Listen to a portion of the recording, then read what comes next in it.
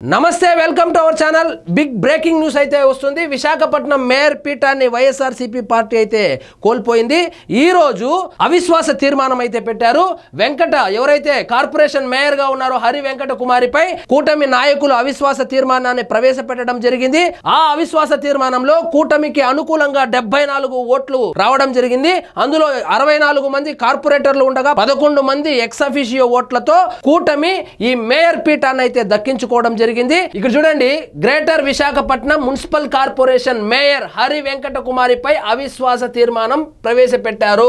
ఈ సమావేశం రాష్ట్ర రాజకీయాల్లో ఉత్కంఠను రేకెత్తిస్తుంది ఎందుకంటే మేయర్ పీఠాన్ని కైవసం చేసుకునేందుకు ఇటు కూటమి దాన్ని కాపాడుకునేందుకు ఏకంగా జగన్మోహన్ రెడ్డి గారే రంగంలోకి దిగినట్లు తెలుస్తుంది కానీ వాళ్ళ ప్రయత్నాలు మొత్తం విఫలమైంది మొత్తం 74 ఓట్లతో విశాఖపట్నం మేయర్ పీఠాన్ని అయితే కూటమి పార్టీలు కైవసం చేసుకుంది ఇప్పుడు మేయర్ హరి వెంకట కుమారి రిజైన్ చేయవలసి ఉంది ఇప్పుడు చూడాలి మరి కూటమి పార్టీల నుంచి ఎవరు మేయర్ గా ఎన్నికవుతారో ఉత్కంఠత నెలకొని ఉంది సో ఓవరాల్ గా చూస్తే విశాఖ ప్రజలు చాలా తెలివైన వాళ్ళు జగన్మోహన్ రెడ్డి గాలి వీచినప్పుడు కూడా మొత్తం విశాఖలో ఒక్క సీటు కూడా వైఎస్ఆర్సీపీకి ఇవ్వకుండా మొత్తం తెలుగుదేశం ఖాతాలోనే వేశారు కానీ జగన్మోహన్ రెడ్డి గారు వైఎస్ఆర్సీపీ నాయకులు ముఖ్యంగా విజయసాయి రెడ్డి అధికారాన్ని అద్దం పెట్టుకొని ఈ కార్పొరేషన్ అయితే గత ప్రభుత్వంలో చేజిక్కించుకోవడం జరిగింది కానీ కూటమి ప్రభుత్వం ఏర్పడిన తర్వాత కూటమి నాయకులు అవిశ్వాస తీర్మానాన్ని అయితే ప్రవేశపెట్టడం జరిగింది